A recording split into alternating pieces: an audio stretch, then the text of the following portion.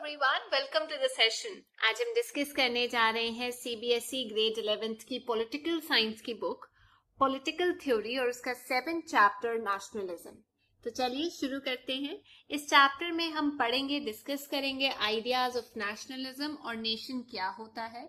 हम नेशनलिज्म के जो इतने इश्यूज होते हैं वो क्यों उभरते हैं, और जब हम नेशनलिज्म की बात करते हैं तो हमारा जो कंसर्न है वो क्या होना चाहिए, लोगों के क्या क्लेम्स होते हैं, क्या एस्पिरेशन होती है, इस सब की हमें नॉलेज हो जाएगी।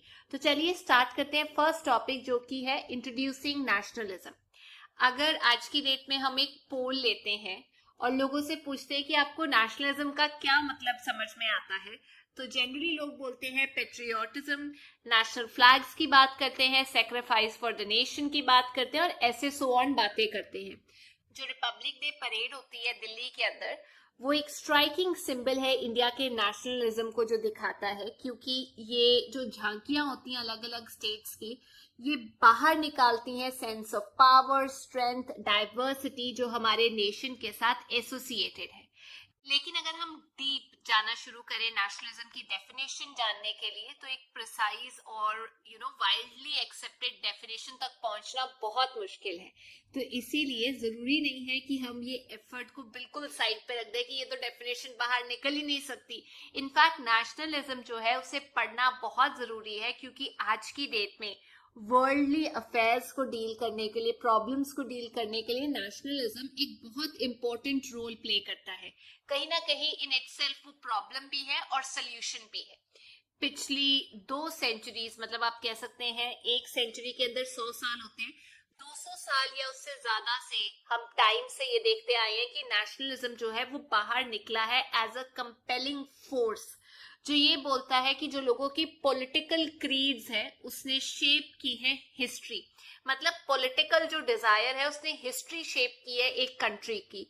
और ये जो इंटेंस लॉयल्टी होती है ना किसी की कंट्री की तरफ, ये नेशनलिज्म ही प्रोवोक करता है।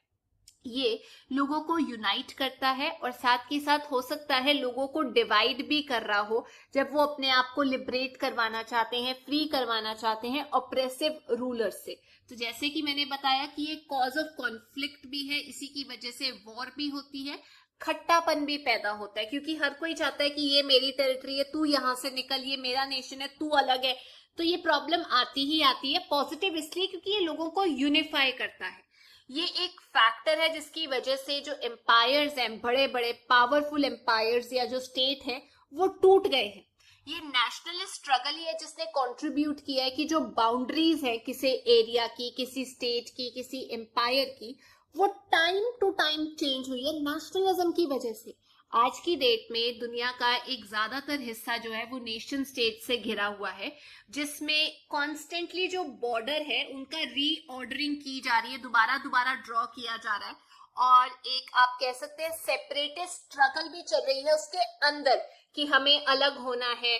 बॉर्डर तो चलो बदल ही रहा है, अंदर भी स्ट्रगल चल रही है कि हमें तुमसे भी इंडिपेंडेंट होना है, क्योंकि ये नेशनलिज्म की फीलिंग है, आपको एक आइडेंटिटी देती है। अब जो नेशनलिज्म है वो बहुत सारे फेजेस से होता हुआ निकला है। जैसे अगर 19th सेंचुरी यूरोप की बात करें तो इसकी वजह से, नेशनलिज्म की वजह से, बहुत सारे छोटे छोटे किंगडम्स जो थे वो लार्जर नेशन स्टेट्स में तब्दील हो गए थे। आज की डेट में जो आप जर्मन या इटालियन स्टेट्स देखते हैं, आपने 9th ग्रेड में पढ़ा होगा कि किस तरीके से वो यूनिफाई की गई थी, उनको कंसोलिडेट किया गया था।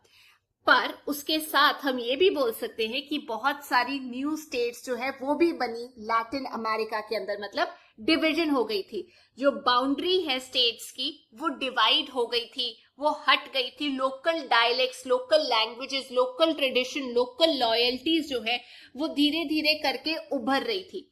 मतलब एक बड़े नेशन के अंदर जो स्टेट लॉयल्टी है, कॉमन लैंग्वेज के प्रति जो लॉयल्टी है, वो उभर रही थी, जिसकी वजह से जो लोग हैं उन्होंने नई स्टेट्स एक्वायर करनी शुरू कर दी, अपने आप को एक नई पॉलिटिकल आइडेंटिटी देना शुरू कर दिया।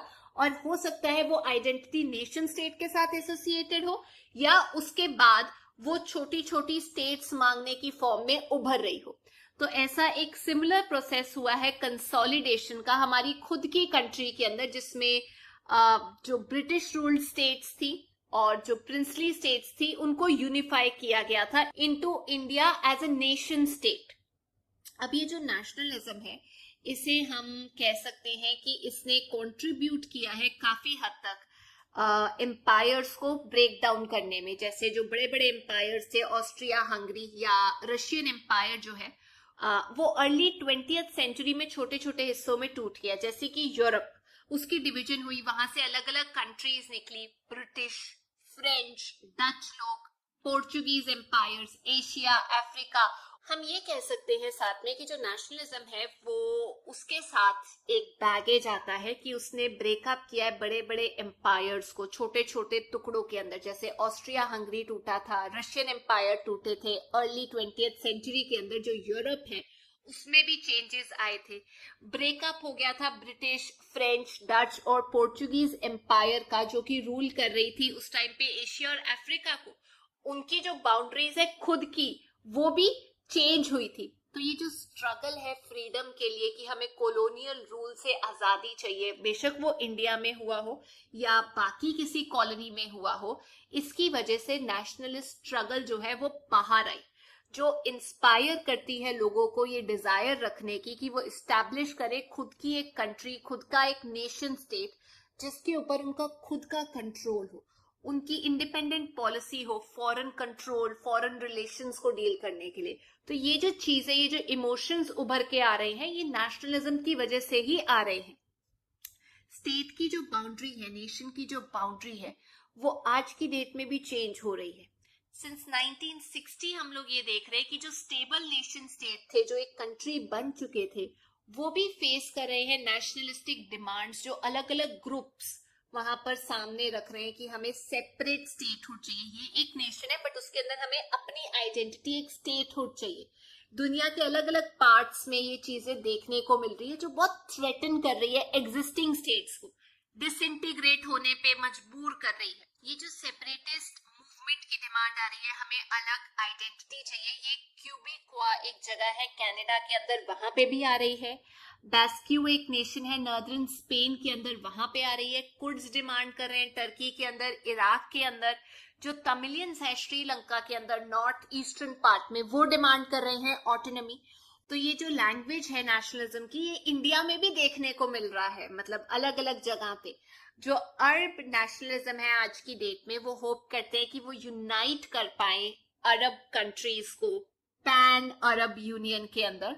पर जो सेपरेटिस्ट मूवमेंट है, जैसे आप कह सकते हैं कुर्ड्स की हो गई, बेस्क की हो गई, वो स्ट्रगल कर रहे हैं कि वो अलग हो जाए। कुछ लोग चाहते हैं कि हम सिमिलर लोग इकट्ठे हो जाए, कुछ सेपरेट होना चाहते हैं। तो हम अग्री करेंगे कि जो नेशनलिज्म है वो एक पावरफुल फोर्स है आज की डेट में वर्ल्ड में जो एग्जिस्ट कर रहा है।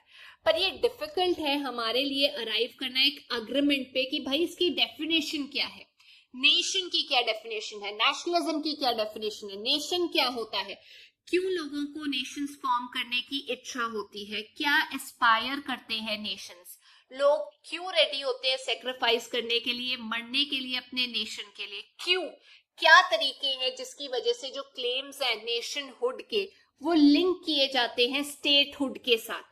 क्या नेशंस के पास एक राइट होता है स्टेटहुड का या नेशनल सेल्फ डिटर्मिनेशन का कि वो खुद डिटरमाइन कर सकें?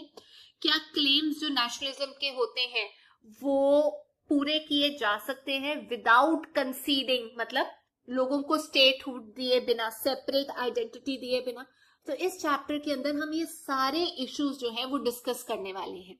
सबसे पहले हम डिस्कस करते हैं नेशन और नेशनलिज्म के बारे में। तो ये जो नेशन है वो हम ये नहीं कह सकते कैजुअल कलेक्शन है लोगों की जहां लोग इकट्ठे हुए हैं। हम ये भी नहीं कह सकते कि ये काफी डिफरेंट है बाकी ग्रुप्स या कम्युनिटीज से जो ह्यूमन सोसाइटी में मिलते हैं। पर हाँ, ये डिफरेंट है हमारी फैमिली से। फैमिली के मेंबर से हम डेली फेस टू फेस मिलते हैं, उनसे हमारा रिलेशनशिप बना हुआ है हर मेंबर के साथ। हमें उनकी डायरेक्ट नॉलेज है, पर्सनल नॉलेज है उनकी आइडेंटिटी की, उनकी कैरेक्टर की। लेकिन अगर हम ट्राइब या अपने क्लैन की बात करें, किनशिप की बात करें, जो बहुत बड़ी फैमिली है जिसमें शादियां करवाई जाती हैं, डिसेंट ढूंढे जाते हैं, लिंक्स ढूंढे जाते हैं पूर्वजों के अंदर, वो फिर भी कहीं ना कहीं आपस में कनेक्टेड होंगे, लेकिन हम पर्सनली नहीं जानते उन लोगों को। ट्रेस कर सकते हैं उनकी हिस्ट्री। लेकिन जब आप नेशन की बात कर रहे हो, नेशन में कितने लोग हैं जिनके सामने आप कभी भी आए नहीं हो, आपने उनको फेस टू फेस ही नहीं किया। आपको पता है कि वो आपके फेलो नेशनल्स हैं, लेकिन आपके कोई ऐसे टाइज नहीं है जो आप शेयर करते हो कि हमारे पूर्वज सेम थे, लेकिन फिर भी नेशंस एग्जिस्ट कर रहे हैं, अब तक चलते आ रहे हैं और वो वैल्यू करते हैं अपने मेंबर्स की।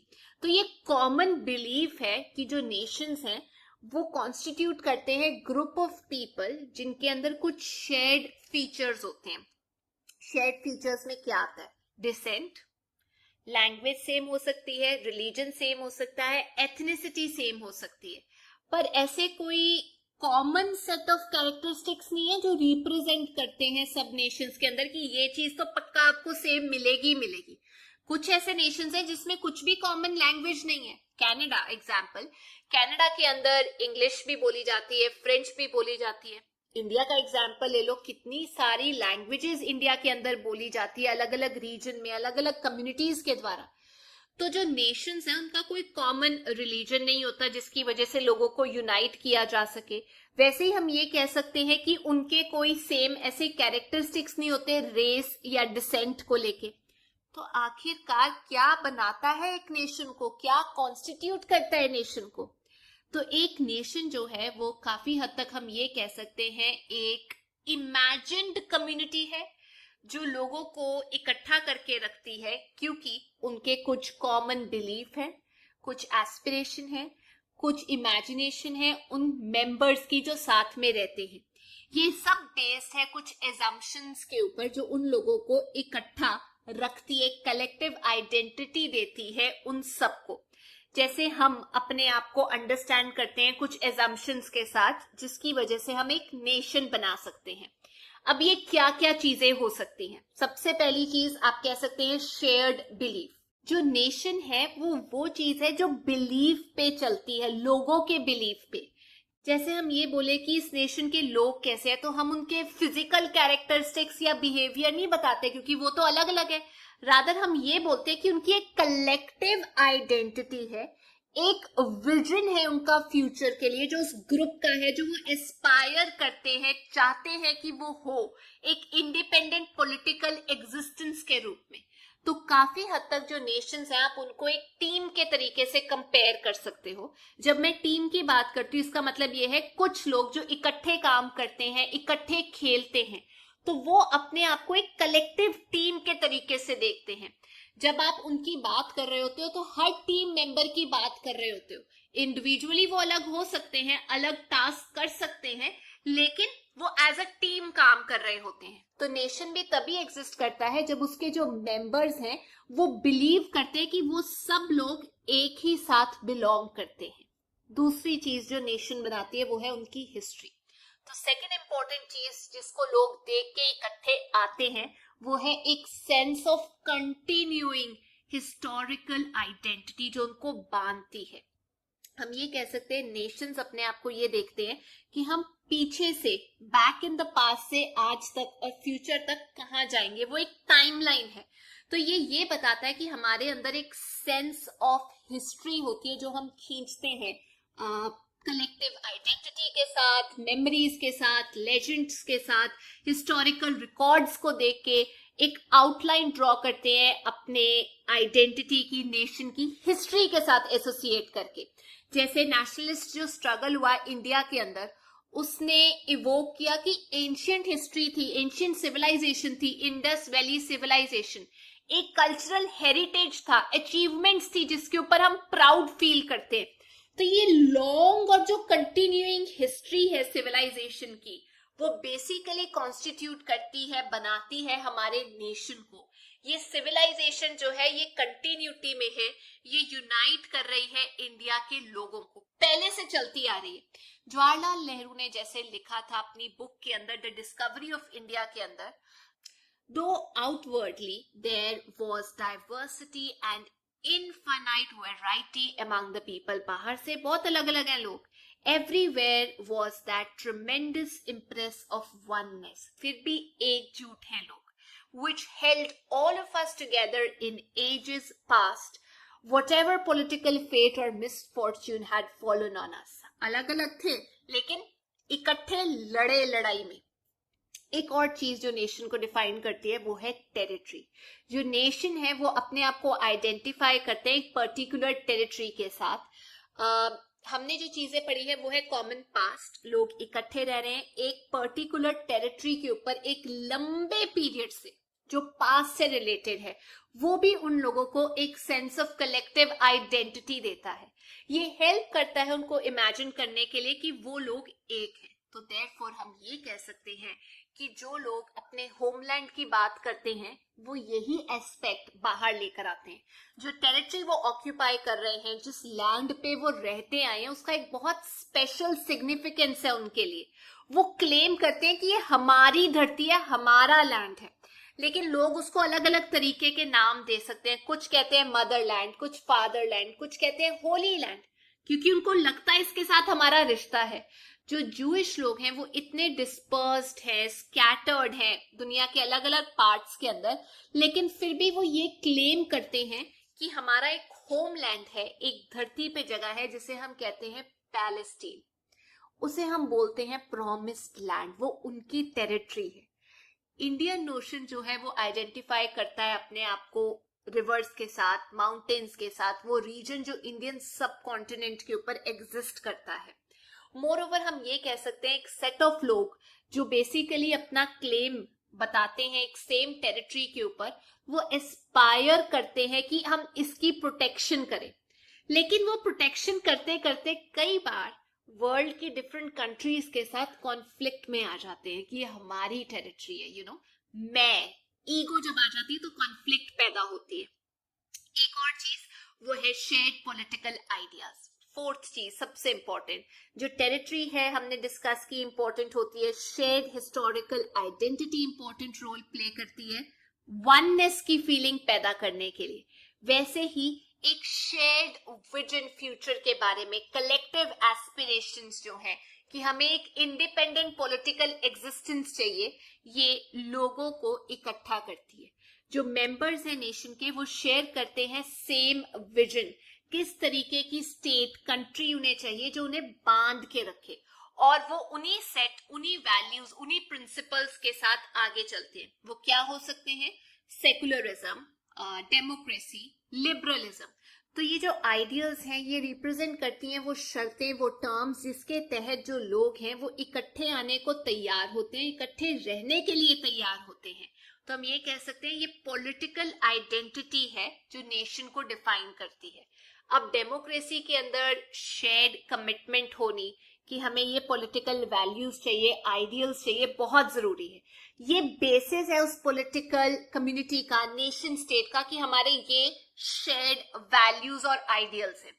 तो जो मेंबर्स हैं उस पॉलिटिकल कम्युनिटी के, they are bound by a set of obligation कि तुम्हें ये हासिल करने के लिए ये करना पड़ेगा। अब ये जो ऑब्लिगेशन है ये पैदा तब होता है जब हम रिकॉग्नाइज करते हैं कुछ राइट्स को एक दूसरे के प्रति एज सिटीजन्स, कि हमारे कुछ राइट्स हैं। पर आपको पता है राइट्स के साथ ड्यूटीज भी आती हैं।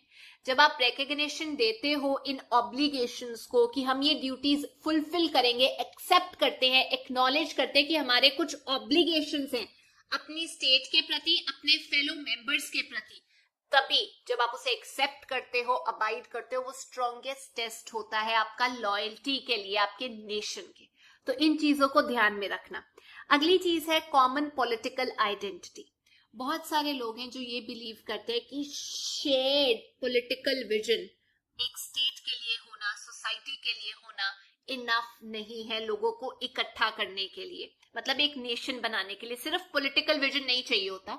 इनफैक्ट कुछ शेयर्ड कल्चरल आइडेंटिटी जैसे कॉमन लैंग्वेज, कॉमन डिसेंट भी चाहिए होता है जिससे लोग जुड़ सके एक दूसरे के साथ। जैसे मैं आपको एग्जांपल दूं, नेशनलिज्म के टाइम पे ना लोगों को जोड़ने के लिए फोक कल्चर, फोक सॉन्ग्स का यूज किया गया था। तो वही कंसेप्ट यहाँ बताया गया है। कोई डाउट नहीं है कि अगर आप लोगों की भाषा बोलोगे तो उनके लिए समझना आसान हो जाएगा, आपके लिए कम्युनिकेट करना आसान हो जाएगा, आइडियाज देना आसान हो जाएगा। लेकिन आपको ये पता है कि अलग अलग तरीके के लोगों के अलग अलग बिलीफ होते हैं।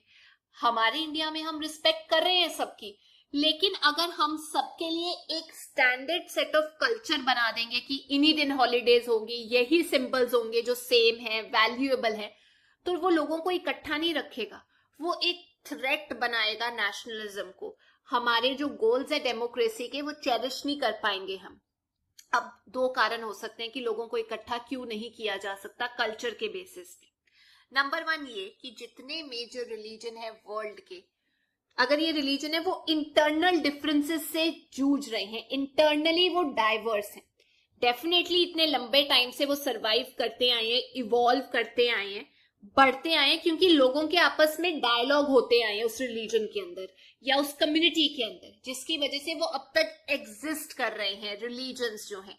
पर साथ में हम ये भी देखते हैं उनके अंदर अलग अलग सेक्ट्स होते हैं, अलग अलग सेक्शंस होते हैं जो डिफर करते हैं, अलग तरीके से इंटरप्रेट करते हैं रिलीजियस टेक्स्ट को, नॉर्म्स को। तो अगर हम ये चीजें इग्नोर कर देंगे, हटा देंगे और एक कॉमन आइडेंटिटी इंपोज करने की कोशिश करेंगे, तो वो तो हाईली अथॉरिटेटिव और ऑप्रेसिव सोसाइटी बना देगा। दूसरी चीज, जो सोसाइटी है वो कल्चरली भी डाइवर्स है, रिलीजियसली तो डाइवर्स है ही है, पर कल्चरली भी डाइवर्स है। जो लोग हैं अलग अलग रिलीजन, लैंग्वेज को प्रैक्टिस करते हैं, लेकिन सेम टेरिटरी पे रहते हैं। तो अगर हम same religion, single religion, same language की आइडेंटिटी सबको देंगे एक पर्टिकुलर स्टेट, कंट्री के अंदर, तो कुछ लोग एक्सक्लूड हो जाएंगे, कुछ को ये लगेगा कि हम एक्सक्लूडेड हैं, हमारे ऊपर रिस्ट्रिक्शंस लगाई गई हैं हमारे रिलीजन को लेके। कुछ डिसएडवांटेज सेक्शन में आ जाएंगे जो नहीं बोलना चाहेंगे नेशनल लैंग्वेज। तो हम ये कह सकते हैं आइदर वे, जो बेसिक आइडियल है कि हम चेरिश करें डेमोक्रेसी के अंदर, उसमें हम यही कर सकते हैं कि हम इक्वल ट्रीटमेंट दें, लिबर्टी दें सब लोगों को, कुछ रिस्ट्रिक्शंस के साथ कि आपका रिलीजन आप तक ठीक है, लेकिन आप किसी के ऊपर इम्पोज नहीं कर सकते, है कि नहीं। पब्लिक स्कूल्स के अंदर, सरकारी स्कूल्स के अंदर कोई रिलीजियस प्रैक्टिस लोगों के ऊपर नहीं इम्पोज की जा सकती। आप अपने रिलीजन को प्रमोट करो। इसीलिए डिजायरेबल ये है कि जब हम नेशन को इमेजिन करते हैं तो एक पॉलिटिकल फॉर्म में इमेजिन करें रादर देन कल्चरल टर्म्स के अंदर। जो डेमोक्रेसी है उनको आज की डेट में एम्फसाइज करना है, एक्सपेक्ट करती हैं वो लॉयल्टी कुछ सेट ऑफ वैल्यूज के ऊपर जो खास तौर पे उस कंट्री के कॉन्स्टिट्यूशन में लिखी होती है, और वो चाहती है कि वो उन्हें फॉलो करे रादर देन वो डिविजन क्रिएट करे on the lines of religion, race, language, या एडहर करे पर्टिकुलर रिलीजन, रेस या लैंग्वेज को। हमने अभी तक कुछ तरीके, कुछ वेज जो है उनके बारे में डिस्कशन की है, जिससे जो नेशंस हैं वो एक्सप्रेस कर सकते हैं एक सेंस ऑफ कलेक्टिव आइडेंटिटी। हमने कुछ कारण दिए हैं, कुछ चीजें बताई हैं।